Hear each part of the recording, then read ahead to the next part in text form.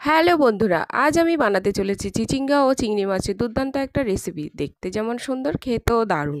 চলুন শুরু করি। প্রথমে চিংড়ি মাছগুলোকে পরিষ্কার করে নেব। চিংড়ি মাছগুলোর মধ্যে থাকা একটা দেখুন কালো রঙের বালির শিরা থাকে, সেটাকে ভালো করে পরিষ্কার করে নিতে হয়। এক এক করে প্রত্যেকটা মাছের এই শিরাগুলো পরিষ্কার করে নেব।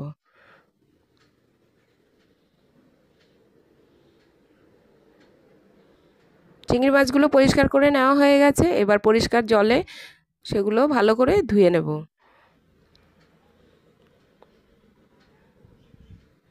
দেখুন কি সুন্দর পরিষ্কার হয়েছে, দেখতে কি সুন্দর হয়েছে। এবার একে একে চিচিঙ্গাগুলোকে বটির সাহায্যে চেঁচে নেব। দেখুন কি সুন্দর হয়েছে চাচাটা। এবার বটির সাহায্যে কেটে নেব। আমি কুচি কুচি করে চিচিঙ্গাগুলোকে কেটে নিয়েছি। চিচিঙ্গাগুলো খুব সুন্দর আর নরম। তো এগুলো সব চিচিঙ্গা কাটা হয়ে গেছে। এবার জল দিয়ে ভালো করে ধুয়ে নেব।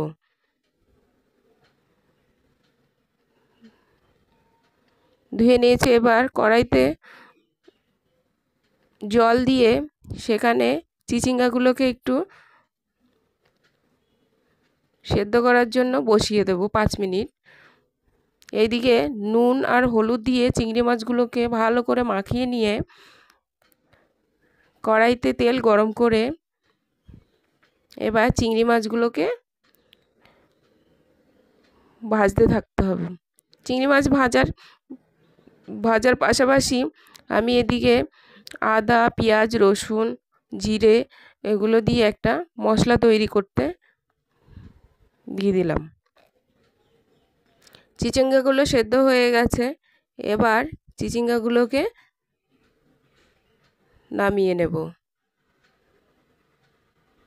চিচিঙ্গাগুলো নামানো হয়ে গেছে। এবার এদিকে চিংড়ি মাছগুলো ভাজা হয়ে গেছে। চিংড়ি মাছগুলোকে নামিয়ে নেব।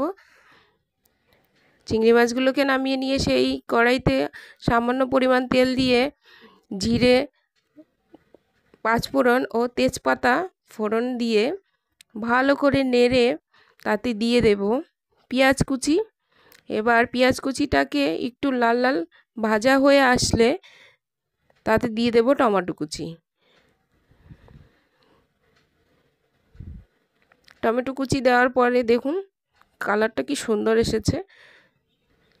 এবার দিয়ে দেব আগে থেকে তৈরি করা মশলাটা দিয়ে ভালো করে নেড়ে চেড়ে এবার দিয়ে দেব এক এক করে পরিমাণ মতো লবণ,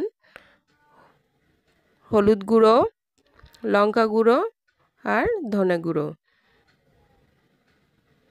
দিয়ে ভালো করে নাড়তে থাকতে হবে।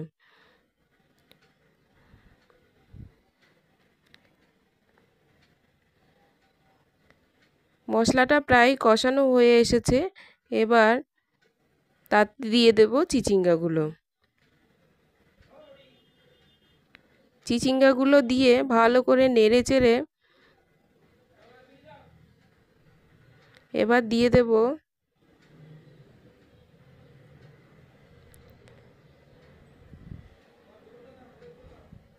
চিংড়ি মাছ ভাজাটা দিয়ে ভালো করে নেড়ে সামান্য মশলা ধোয়া জলটা দিয়ে কষাতে থাকতে হবে।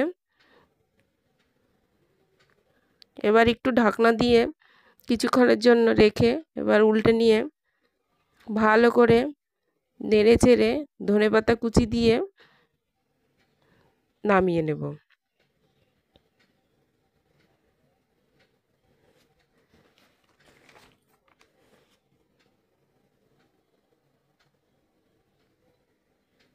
দেখুন দেখতে কত সুন্দর হয়েছে।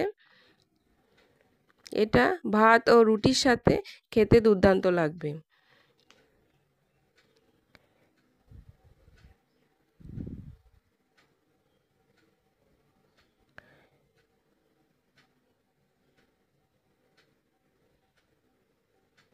আমি ভাতের সাথে এটা খেয়ে দেখলাম, খেতে দারুণ হয়েছে। আপনাদের যদি এই রেসিপিটা ভালো লেগে থাকে তবে একটা লাইক, শেয়ার, কমেন্ট ও সাবস্ক্রাইব করতে ভুলবেন না। ধন্যবাদ।